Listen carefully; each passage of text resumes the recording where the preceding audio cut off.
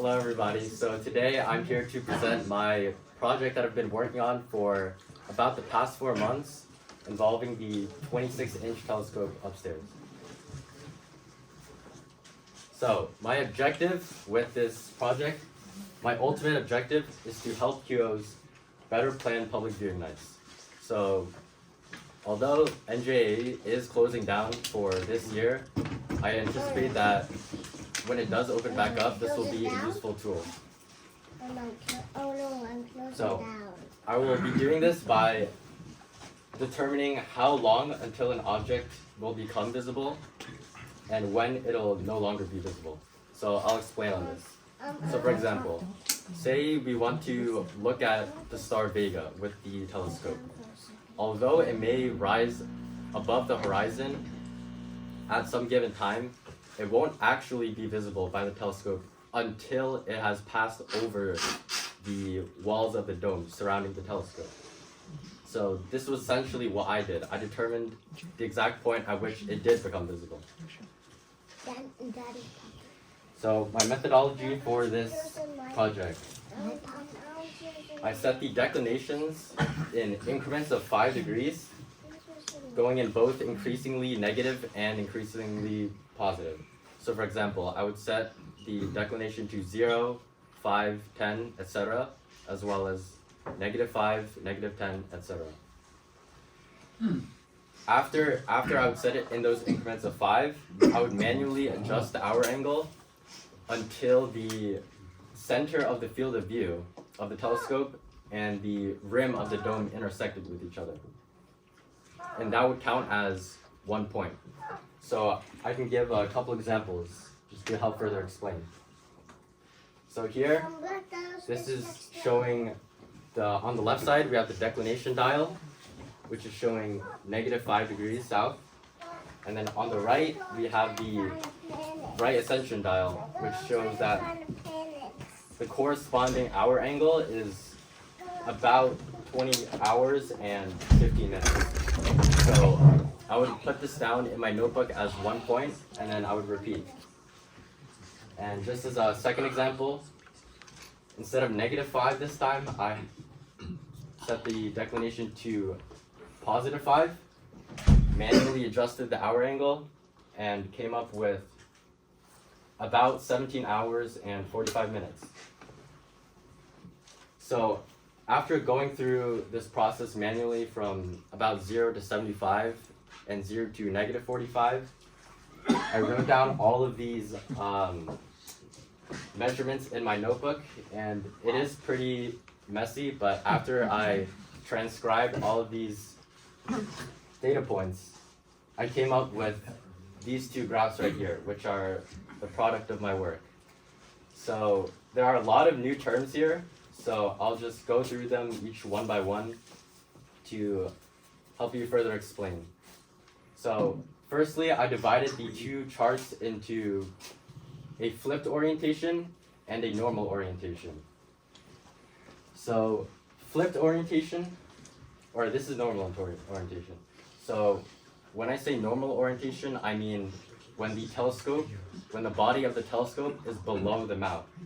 So for example, you can see here, the body of the telescope is below, as opposed to flipped orientation, where the body of the telescope is above the mount. So I just split the data into these 2 different categories to help further organize it. Secondly, I have a couple of new terms. So for number 1, I have cannot clear, which means that if you orient the telescope and give it a declination that is so low, it won't be able to clear the dome regardless of any change in hour angle. So for example, if you have the telescope pointing directly down, no matter however you change the hour angle, it won't ever be able to clear the dome. Similarly, with always clears, if you have the telescope pointing directly upwards, no matter how you change the hour angle or alter it, it'll always be viewing the sky. And I have tree marked down as well, because as I was taking my measurements, I found that occasionally the field of view would be blocked by a tree or a branch or some leaves. So I just took note of that just in case. And this last one I'll revisit later. So coming back to the graphs, now I can explain one by one what this means. So the very left column, I have declination, which is where the QOs would be using this to match up with whatever object they want to see. So for example, Vega, it's 28 degrees in declination, so you would match it up slightly before 30 degrees. The second column, I have the corresponding hour angle, which shows just essentially what hour angle does the center of the field of view intersect with the dome. I have my third column is visibility, which is what I mentioned before with the trees. So if visibility was blocked by trees, I would just mark it down, just for a better understanding. And as you can see, I color-coded all of the rows. So red being cannot clear, which is just showing the bound when if you go anything past that, you won't be able to see the sky. Yellow indicating that there are trees, so although it is a valid point, there are trees obstructing the view of the telescope. And then at the bottom, we have always clears, which shows that if you go anything past 75, or if you go anything past 65, the telescope will always clear no matter what hour angle you set it to. And then just for additional info, in the color gray, I put the bounds of the declination and the bounds of the hour angle. And lastly, the color green means that it's a valid point. There weren't any special notes that needed to be taken.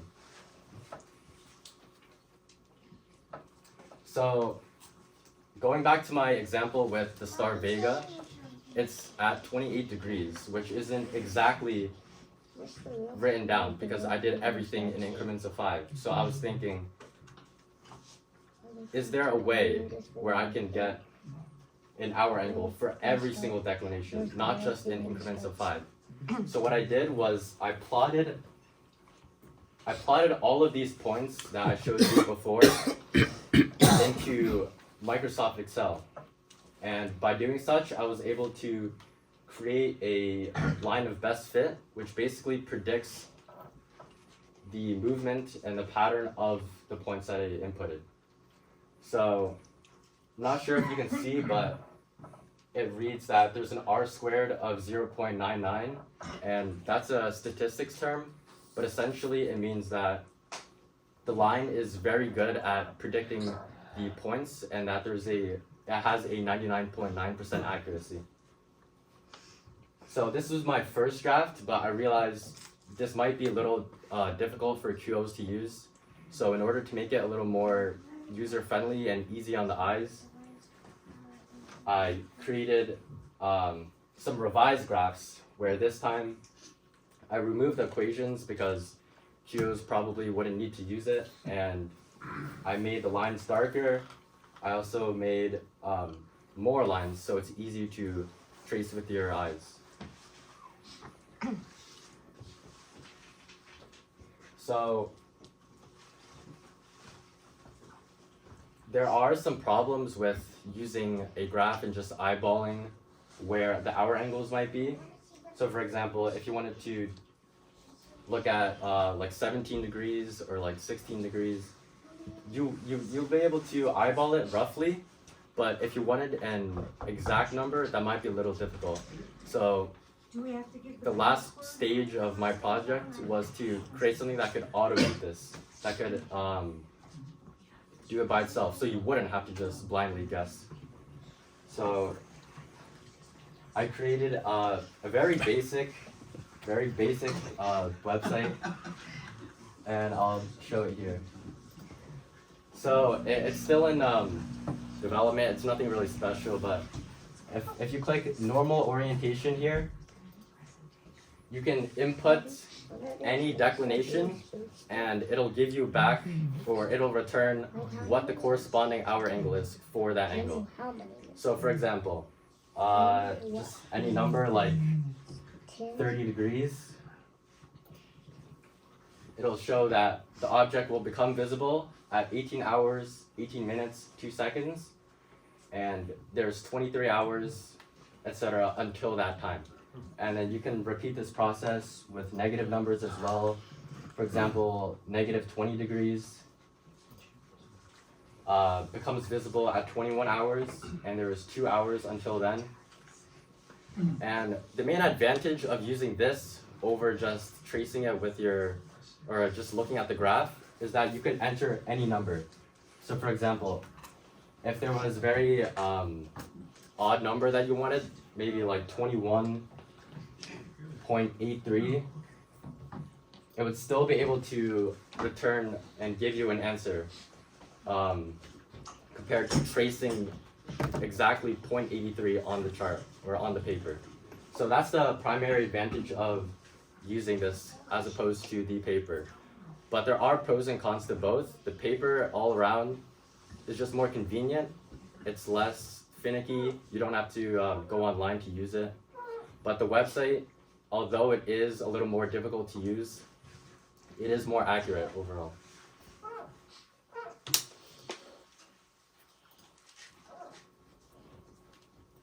So for acknowledgements, I would like to say thank you to Mr. Starcher for giving me this opportunity, as well as Mr. Sweetman for helping me move the telescope.